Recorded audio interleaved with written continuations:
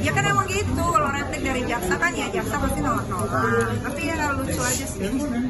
Terdakwa kasus dugaan tindak pidana pencucian uang atau TPPU dan pemerasan, Nikita Mirzani kembali menjalani persidangan di Pengadilan Negeri Jakarta Selatan dengan agenda replik alias jawaban jaksa penuntut umum terkait pledoi atau nota pembelaan Nikita Mirzani.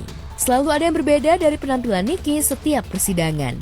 Selain outfit of the day yang selalu stunning dalam sidang replik, Niki pamer hairstyle baru yang dinamakan I Wake Up Like This. Ini modelnya I wake up like this ya, ngantuk. Enggak, ini nggak curly. Lebih cantik loh. Kemarin di kemang. Fresh banget hari ini kan. Boro, gue ngantuk.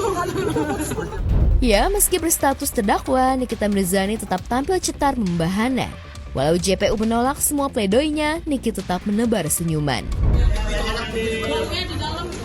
Ya kan emang gitu, kalau replik dari jaksa kan ya jaksa pasti nolak-nolak. Tapi ya lucu aja sih.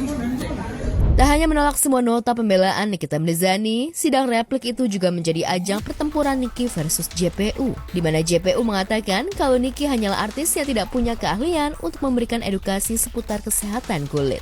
Tim Pengadilan Negeri Jakarta Selatan, saudara terdakwa dan tim penasihat hukum terdakwa, bahwa terdakwa Nikita Mirzani tidak mempunyai kedudukan hukum dan keahlian dalam melakukan edukasi tentang kesehatan kulit. Hal ini disampaikan karena terdakwa Nikita Mirzani sesuai pengakuannya adalah seorang artis.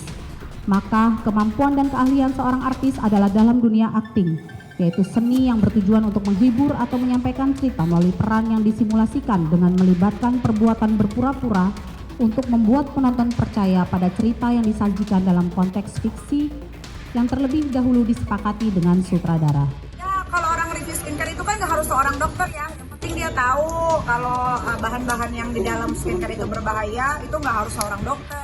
Gitu. Ya dia selalu berasumsi sendiri, nggak apa-apa. Sebagai artis, jaksa mengingatkan agar Nikita Mirzani tidak menjadikan persidangan sebagai panggung sandiwara untuk memainkan drama akting. Niki pun hanya mesam-mesem dan ketawa-ketiwi saat mendengar replik sang jaksa. Bahwa penuntut umum melalui tanggapan ini dengan niat baik ingin menyadarkan terdakwa Nikita Mirzani agar berbicara sesuai dengan fakta persidangan dan janganlah bernarasi fiktif dalam nota pembelaan atau pledoinya sebagaimana kemampuannya sebagai artis dalam berakting. Serta penuntut umum mengingatkan agar terdakwa Nikita Mirzani tidak menganggap persidangan ini sebagai dunia akting yang pada intinya menghindari memainkan peran sesuai arahan sutradara sebagai pemeran utama menghubungkan peristiwa sesuai dengan skenario. Ismail Marzuki agar bisa bertemu dengan terdakwa Nikita Mirzani. Kemudian pada pukul 20.13, saksi Oki Pratama kembali menghubungi saksi Reza Gadis Putianisari dengan maksud meyakinkan saksi Reza elektronik dengan maksud untuk menguntungkan diri sendiri atau orang lain secara melawan hukum dengan ancaman pencemaran atau dengan ancaman akan membuka rahasia. Iya, padahal aku yang artis tapi mereka yang jago acting. Tadi dibacakan oleh JPU Dona. Gue mau ngakak aja. Pokoknya kalau sama mereka gue ngakak aja udah.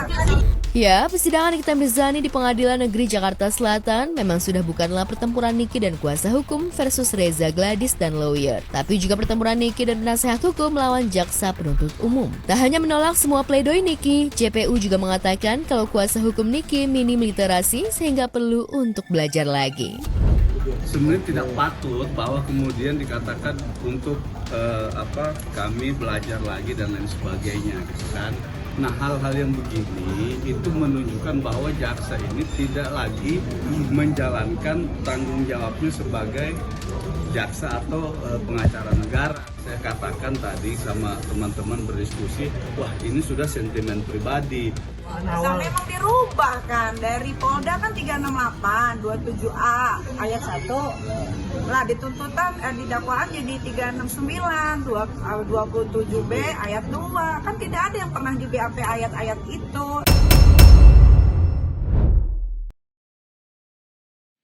Pemirsa, belakangan banyak tayangan yang menyiarkan kajian keagamaan yang disiarkan melalui televisi maupun secara offline yang berisi soal curhatan masalah pribadi seseorang kepada ustadz. Tak hanya masyarakat umum, sederet artis pun banyak yang menyampaikan unek-uneknya seputar kondisi rumah tangganya bersama pasangannya. Kondisi tersebut ternyata membuat artis Zaskia Adya Meka resah. Ya, lewat Instagram story-nya, istri sutradara Hanung Bramantyo ini mengungkapkan isi hatinya soal banyaknya curhatan para artis yang dianggap tabu, tapi justru diungkap dan diumbar secara terbuka di hadapan publik. Benarkah unggahan Zaskia Meka ini bentuk sindiran kepada sejumlah artis yang kerap curhat di acara kajian tersebut? Menurut Zaskia Meka, pertanyaan di acara-acara semacam itu biasanya sangat personal. Namun alangkah baiknya jika pertanyaan kepada sang ustadz bisa disampaikan lewat tulisan atau anonim saja, wajah si penanya tidak diumbar secara terbuka ke publik. Benarkah artis yang kerap pergi ke Palestina itu tengah mengkritisi apa yang dilakukan sejumlah artis, bukannya fokus mencari ilmu dakwah, tapi malah curhat masalah pribadi? Sebenarnya ini juga balik lagi ke kita sebagai audiens atau penanya CB. Kita juga harus pintar milih tempatnya di mana kira-kira bisa nyaman untuk sesi tanya jawab dan sejenisnya. Dan bisa dipilih juga, kita tahu akan seperti itu ya, gak bisa nanya ranah yang terlalu dalam. Lanjut tulis Zaskia Meka. Sementara baru-baru ini, pedangdut Ayu Ting Ting ramai dibicarakan ketika curhatannya kepada Habib Umar bin Hafiz di sebuah acara kajian yang dibagikan di berbagai media sosial. Putri Abdul Rozak dan Umi Kalsum ini tak kuasa menahan air matanya saat mencurahkan isi hatinya mengenai perjuangannya sebagai orang tua tunggal dan penantiannya akan jodoh. Di satu sisi, ia merasa kuat menjalani perannya sebagai single mom, tetapi ada juga rasa lelah dan kesepian panjang yang menghampirinya. Saya seorang ibu yang selama ini membesarkan anak saya seorang diri. Kadang saya merasa kuat, tapi di sisi lain saya merasakan sepi dan lelah menanti jodoh yang tepat. Bagaimana cara saya menjaga kesabaran dan tetap berbaik sangka kepada Allah Subhanahu wa Ta'ala? Begitu pula dengan curhatan Ivan Gunawan. Desainer yang akrab dipanggil Igun ini juga tak kuasa menahan tangis tatkala ikut kajian Habib Umar dan curhat soal kekosongan batinnya selama ini. Habib, hari ini kami datang dengan hati yang letih, tapi kami ingin pulih. Dengan hati yang lemah, namun penuh harap. Maka bimbinglah kami Habib, dan tuntunlah hati kami yang kosong.